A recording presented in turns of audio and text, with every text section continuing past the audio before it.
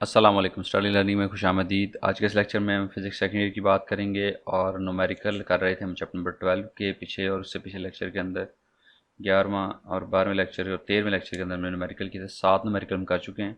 आज 8वां न्यूमेरिकल है। हमने अमेरिकान एक्सपेरिमेंट ऑयल ड्रॉप को इंट्रोड्यूस कराया है into the space between two flat horizontal plates 5 millimetre apart, और ये उसकी सारी डिटेल्स हैं। हम साथ साथ इसकी स्टेटमेंट को पढ़ेंगे और साथ साथ यहाँ पे जो डिटेल होगी वो लिखता जाऊँगा। उन्हें फाइंड करना है मैस को और चार्ज ऑन द ड्रॉपलेट। जो फाइंड करनी चीज़ें वो बाद में लिखेंगे, पहले जो गिवन थिंग्स हैं वो मैं साइड पे यहाँ पे लिखता जाता हूँ। गिवन हमारे पास क्या है, न्यूमेरिकल करने का तरीका मैं आपको बताया था। गिवन देखेंगे, फिर उसके बाद जो फार्मूला इस्तेमाल होगा जो रिक्वायर्ड है वो लिखेंगे, फिर उसके बाद फार्मूला लिखेंगे। पहले गिवन उसने क्या क्या दिया है हमें, डिस्टेंस दिया है बिटवीन द टू प्लेट्स, वो कितना है 5 millimetre apart, 5.0 millimetre, which means 5 into 10⁻³ metre जो हम इस्तेमाल करेंगे कैलकुलेशन में, ये वैल्यू इस्तेमाल करेंगे। और उसके बाद वोल्टेज दिया गया हमें कितना, 780 वोल्ट्स। ठीक है, तो यही वैल्यू इस्तेमाल होगी वी। और उसके बाद क्या किया है हमारे पास, the somewhat so the droplet is held stationary, the plate held is switched off, plate voltage is switched off, and selected droplet is fall as the measured distance of 1.5 millimetre. तो अब ये डिस्टेंस एस जो है जिसमें वो drop करेगा, ये dropping distance है। जब प्लेट को बंद किया गया, पहले उसने उसको रोक दिया था, फिर उसके बाद जब उसने प्लेट को बंद किया तो 1.5 मिलीमीटर वो गिरेगा। 1.5 इंटू 10⁻³ मीटर, क्योंकि टोटल डिस्टेंस जो इतना है, तो ड्रॉप कितना करेगा, वो इतना करेगा जब उसको बंद करेगा। इन 11.2 सेकेंड्स, टाइम उसने दे दिया है 11.2 सेकेंड्स का। Given that the density of oil, density जो रो है वो हमें दी गई है कितनी, 900 kg पर मीटर क्यूब।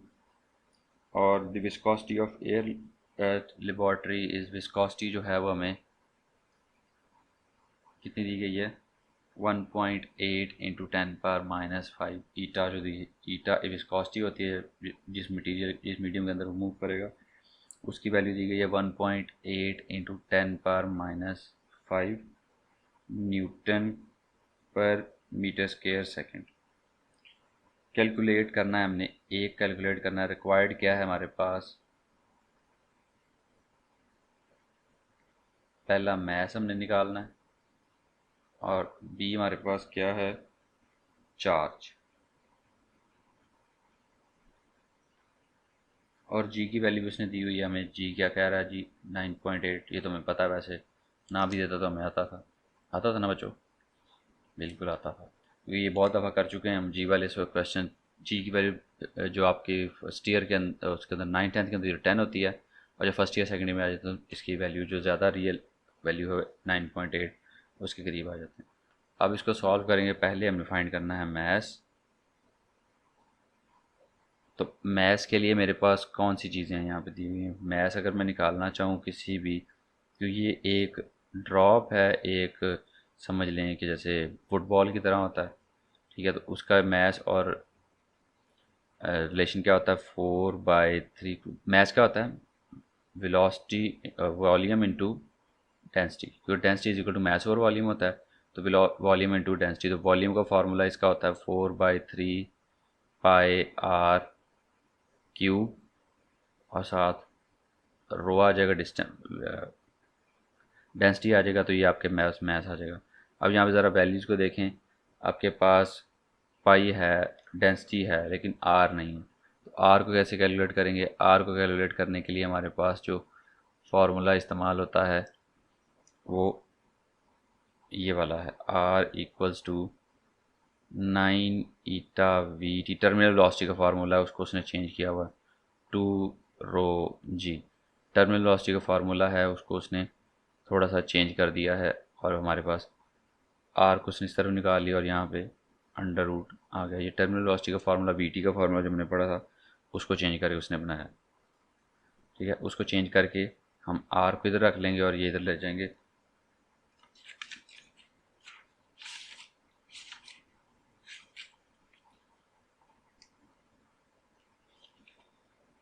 ठीक है। और अब आप आर की वैल्यू यहाँ से निकाल लेंगे। ईटा हमारे पास है, वी टी हमारे पास है, वी टी हमारे पास है कि नहीं है? वी टी की वैल्यू नहीं है, वी टी की वैल्यू हम खुद कैलकुलेट करेंगे। कैसे? यहाँ पे वी टी आपको नज़र नहीं आ रहा, हमें डिस्टेंस पता है और टाइम पता है। तो ये इतने डिस्टेंस में इतने टाइम पे कांस्टेंट वेलोसिटी, उसने स्टेटमेंट कहा था कि कांस्टेंट वेलोसिटी पे ड्रॉप करेगा, तो वो वी टी होगी एस बाय टी। डिस्टेंस कितना है? 1.5 इंटू 10⁻³ और टाइम कितना है? 11.2। इन दोनों को सॉल्व करेंगे तो हमारे पास 0.1339 इंटू 10⁻³ 10⁻³ को ऐसे रह दिया, इसको इसके साथ सॉल्व किया तो 1.111339 आपके पास वी टी आ जाती है। अब यहाँ पे वी टी की वैल्यू पुट करेंगे 9, ईटा की वैल्यू क्या है हमारे पास? 1.8 इंटू 10⁻⁵।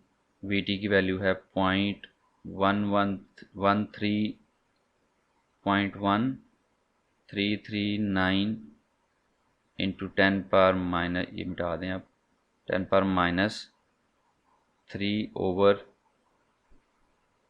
रो की वैल्यू क्या, डेंसिटी कितनी है? 900। और उसके बाद आपके पास जी कितना है? 9.8 और ऊपर अंडर। ये एक बड़ी सी कैलकुलेशन है। इसको इसको इसके साथ मल्टीप्लाई करें, इसको इसके साथ मल्टीप्लाई करें, ये इसके साथ, ये इसके साथ। ये कैलकुलेशन जो है ये मैं कंप्यूटर पे कैलकुलेटर पे करता हूँ, और फिर उसके बाद ये जो चीज़ डिस्टेंस इसमें जो टाइम लगेगा उसको मैं ज़रा रिमूव कर दूँगा।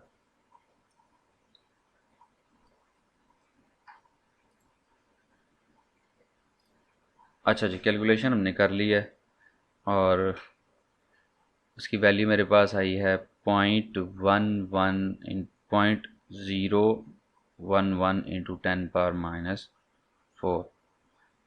ठीक है। 10 की पावर्स को अलग का सॉल्व कर लो। अगर आपने मल्टीप्लाई नहीं करना, 9 को इससे मल्टीप्लाई करो, इससे मल्टीप्लाई करो, इनको डिवाइड करो, सारी चीज़ें, लेकिन कैलकुलेटर से कर लोगे ज़्यादा आसान हो जाएगा। तो आर आपके पास आ गया ये। अब ये आर यूज़ करेंगे कहाँ पे? यहाँ पे रो भी है, डेंसिटी, बाकी पाई की वैल्यू तो 3.14 इंटू 10 पर 3.142 होती है, तो वो तो कांस्टेंट है। तो m इज़ इक्वल्स टू 4/3। इसके अंदर अब दोबारा से ये वैल्यू पुट करेंगे तो पाई की जगह पे 3.142, चाहे आप कैलकुलेटर के अंदर पाई का सिंबल इस्तेमाल कर लें, वो ज़्यादा प्रिसाइज वैल्यू देगा। तो 0.011 इंटू 10⁻⁴ का स्केयर क्यूब, सॉरी, और साथ डेंसिटी, डेंसिटी कितनी है? 900। अब इसको हम मल्टीप्लाई करेंगे तो आपके पास ये 3×3 = 9, 300 यहाँ पे आ जाएगा, और 4×3 = 1200, ये आ गया ज़रा 3.142, 142। और ये आपके पास बहुत छोटी वैल्यू आएगी इसकी, 0.011 की पावर 3 लेंगे तो बहुत छोटी वैल्यू आएगी, 0.011 इंटू 10⁻⁴ की पावर 3। इसको इससे मल्टीप्लाई करें, इसको इससे, इसकी पावर लें और इससे मल्टीप्लाई करें, हमारे पास जो आंसर आता है वो कुछ इस तरह से 5.018 इंटू 10⁻⁻15 kg। ये हमारे पास पहले पार्ट का, ए पार्ट का जवाब आ गया।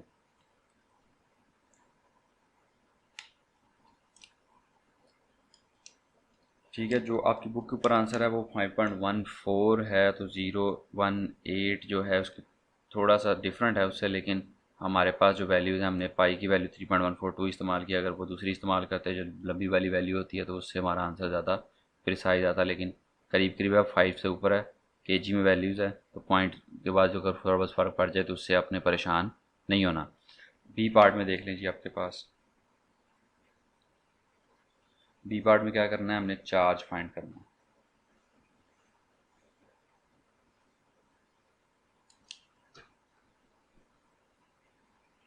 मैथ जो हमने फाइंड किया था उसको यूज़ करते हुए हम चार्ज फाइंड करेंगे। अब ये नॉन वैल्यूज़ में आ गई है। मैथ हमारे पास आया था 5.018 इंटू 10⁻⁻15। अब हमने चार्ज फाइंड करना है, तो चार्ज किसके बराबर होता है? ये वाला एक फार्मूला हमारे पास होता है चार्ज निकालने के लिए। बी पार्ट करेंगे हम। चार्ज के लिए हमारे पास Q is equals to mg/d by v होता है। अब ये कहाँ से आया? ये आया, जो आपके पास वर्क डन होता है वो आपके पास होता है फोर्स इनटू डिस्टेंस। फोर्स यहाँ पे क्योंकि ये बॉडी ऊपर नीचे मूव करी तो फोर्स जो है वो वेट के बराबर होगी mg/d। और वर्क डन, ये चार्ज की बात है, वर्क डन चार्ज की फॉर्म में QB के बराबर होता है। W is equals to QB, क्योंकि जो V होता है वो W/Q होता है। Work done on a unit charge to reach that point is called voltage. तो यहाँ से हमने Q निकालना है तो V mg/d के नीचे चला जाएगा। तो ये जो फार्मूले हैं ये आप लोगों को अगर जनरल फार्मूला आता है तो उससे आगे आप इसके लिए चार्ज के लिए फार्मूला और सारे फार्मूले आप निकाल सकते हैं। ठीक है, अब इसके अंदर वैल्यूज पुट कर देते हैं। 5.018 इंटू 10⁻⁵ 15 और G की वैल्यू 9.8 और D की वैल्यू डिस्टेंस कितना था 5 इंटू 10⁻³ मीटर। ठीक है, ओवर V। V वोल्टेज है 780 वोल्ट्स है। ठीक है, क्योंकि सेपरेशन बिटवीन ये थी और 780 वोल्ट से उसने उसको चार्ज को स्टॉप किया हुआ था। तो इसका क्या मतलब है कि जो वर्क डन है वो उसके बराबर था, वेट के बराबर था, इसलिए वो रुकी हुई थी। तो इससे हमने उस कंडीशन से हमने इसका चार्ज निकाल लिया। चार्ज की वैल्यू हमारे पास आएगी 5.0, 9.8 और 5 आपस में मल्टीप्लाई करेंगे 10⁻⁵, 10⁻³ 10⁻18 हो जाएगा। और उसके बाद 780 से डिवाइड करने के बाद आपके पास जो आंसर आता है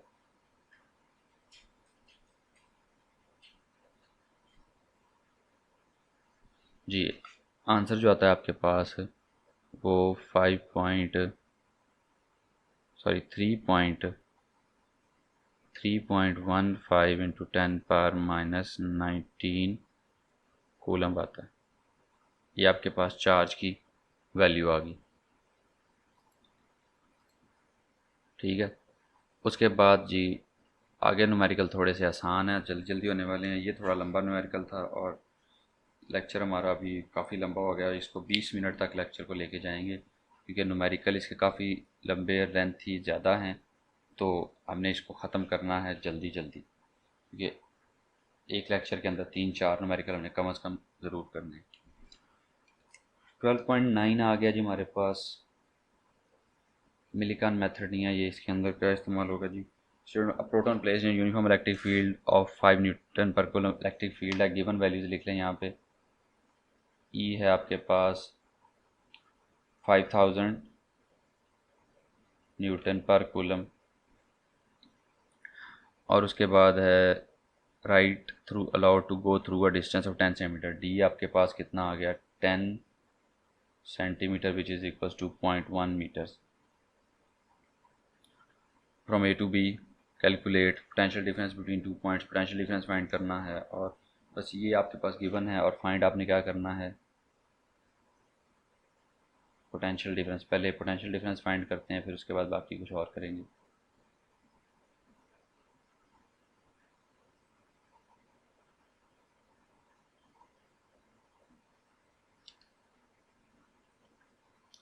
तो आपको पता है, आप लोगों ने ये चीज़ हमने पढ़ी हुई है, क्या है इलेक्ट्रिक फील्ड का फार्मूला क्या होता है V/D। जितना वोल्टेज हो, जितना डिस्टेंस कवर कर लें वोल्टेज सोर्स से, जितनी दूर हम चले जाएं उसके लिहाज से इलेक्ट्रिक फील्ड, जितना मतलब डिस्टेंस बढ़ेगा, ये वोल्टेज सोर्स है, जितनी दूर हम जाएंगे उतना ज़्यादा इलेक्ट्रिक फील्ड कम होता जाएगा। तो V/D या V is equals to ED हमारे पास फार्मूला होता है। तो यहाँ से हम V is equals to ED कर लेंगे। अब ये क्या है आपके पास, इसकी वैल्यू क्या आएगी, क्योंकि चार्ज जो है वो दो प्लेट्स के दरमियान में है और ये positive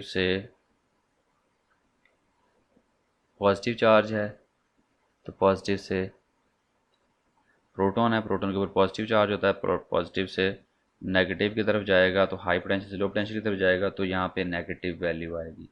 V is equals to minus E D, क्योंकि उसके अंदर वोल्टेज के अंदर चेंज आएगा। तो आपके पास वैल्यू यहाँ पुट कर दें 5000 और D की जगह पे 0.1, तो आपके पास आ जाती है 500 वोल्ट्स नेगेटिव में। तो वोल्टेज डिफरेंस है -500 वोल्ट, मतलब इसके और इसके दरमियान यहाँ से डिफरेंस देखें तो हाई से लो की तरफ जा रहे हैं तो -500। ठीक है, तो बी जो आपने करना है, क्या फाइंड करना है,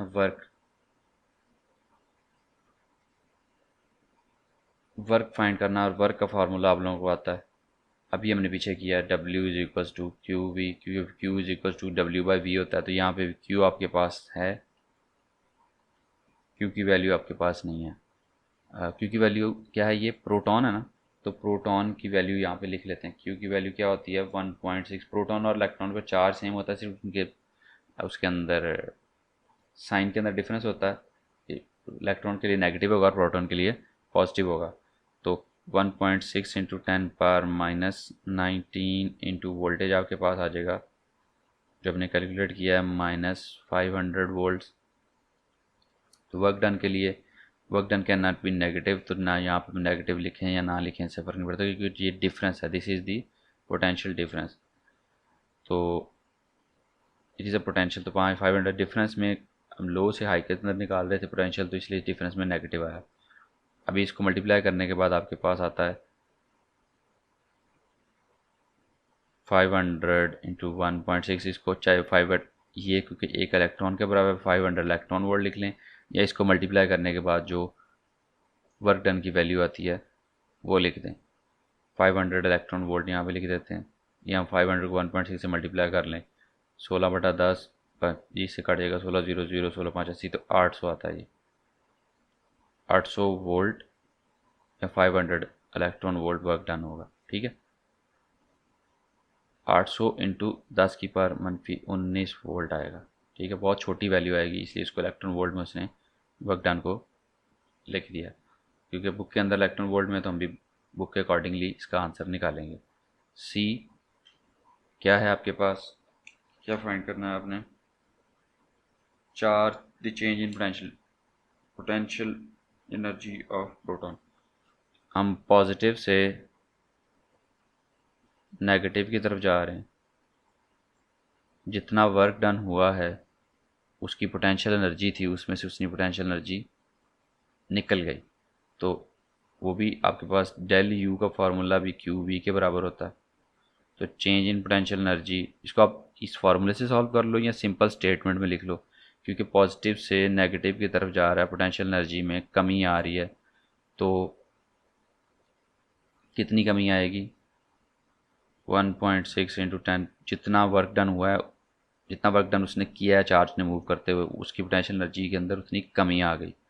10⁻⁻19 इंटू 500, तो ये भी आपके पास -500 इलेक्ट्रॉन वोल्ट, क्योंकि ये हायर पोटेंशियल से लो पोटेंशियल की तरफ जा रहा है, उसके अंदर पोटेंशियल एनर्जी के अंदर कमी आ रही है, तो इस वजह से माइनस पॉइंट साइन आएगा। डी वैल्यू आपके पास, डी जो लास्ट पार्ट है वो क्या करना है, हमने लास्ट नहीं है, इसके बाद ई भी है, काइनेटिक एनर्जी। जो पोटेंशियल एनर्जी होगी वही, जितनी पोटेंशियल एनर्जी के अंदर चेंज आएगा वही काइनेटिक एनर्जी के अंदर इंक्रीज होगा। अब इस स्टेटमेंट के साथ, change in potential energy becomes kinetic energy, potential energy के अंदर कमी आ रही है, नेगेटिव साइन के साथ पता चल रहा है, तो वो पोटेंशियल काइनेटिक एनर्जी के अंदर वो उतना ही इजाफा हो जाएगा, दैट मीन्स को पॉजिटिव के साथ उसकी वैल्यू आ जाएगी। ठीक है, उसके बाद आखिरी पार्ट जो है, हमने चेंज इन काइनेटिक एनर्जी या वेलोसिटी फाइंड करनी है।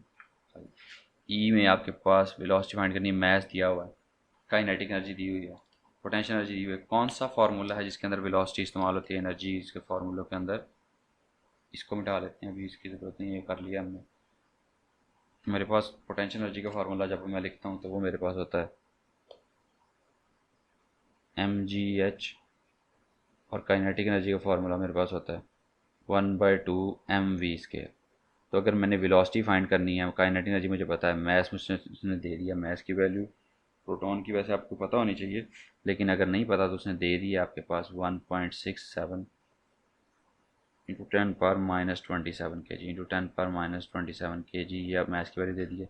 तो मैथ्स भी पता है, तो वो यहाँ से वोल्टेज वेलोसिटी निकल आएगी। वी स्केयर इधर रहेगा, काइनेटिक एनर्जी दूसरी तरफ, एम उधर जाके डिवाइड हो जाएगा और 2 इधर डिवाइड हो इधर जाके मल्टीप्लाई हो जाएगा। दोनों तरफ अंडर रूट ले लेंगे क्योंकि वी फाइंड करना है हमने। तो वी की value kinetic energy 2 kinetic energy over M का अंडर रूट आ जाएगा। इसके अंदर वैल्यूज पुट करें, काइनेटिक एनर्जी की वैल्यू 500 इलेक्ट्रॉन वोल्ट आई है, तो 2 into 500 electron volt over mass है 1.67 इंटू 10⁻⁻27, ऊपर अंडर रूट है वी आपके पास। वेलोसिटी इस तरह से आपके पास कैलकुलेट होके आ जाएगी। वी आपके पास आ जाएगा 3.097 इंटू 10⁵। ये आखिरी का आंसर आ गया। ये काइनेटिक एनर्जी आ गई, ये पोटेंशियल एनर्जी के अंदर चेंज आ गया, ये वर्क डन आ गया, और उससे पहले जो पिछला था हमने मिटा दिया जी। 12.9 हमारे पास न्यूमेरिकल सॉल्व हो चुका है और लेक्चर का टाइम 20 मिनट से भी ऊपर चला गया, तो हम इसको यहीं पे ख़त्म करते हैं। आगे है 12.10, 11, 12 और 13। 10 और 11 में थोड़ा सा काम है, 12 और 13 में एक एक चीज़ फाइंड करनी है, तो वो इंशाल्लाह जल्दी कर लेंगे। तो इसी के साथ और हमेशा की तरह इस दुआ के साथ कि अल्लाह आपको अपने ज़मान में रखे, दुआ में याद रखिएगा, अपना ख्याल रखिएगा। अल्लाह हाफिज़ और अल्लाह आपका निगहबान।